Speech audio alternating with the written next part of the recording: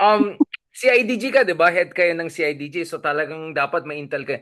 Meron ba talagang nagkaroon ng Mary Grace Piatos sa buong kasaysayan ng Pilipinas? Kasi tinignan po namin yung panahon ni Magellan, Limahong, lahat ng QR code dun sa Limahong tinignan namin. Wala pong pumasok ng Piatos. Never mind Mary Grace. Ano pong status of investigation natin sa Mary Grace Piatos mo? Please direct your questions to the PSA. They are the proper authorities to tell you if the name does exist or not. General, sabi mo, di ba, kung may kulang sa investigation, kailangan ng bigay ng resources. Yun ang trabaho ng CIDG. Kaya tinanong kita.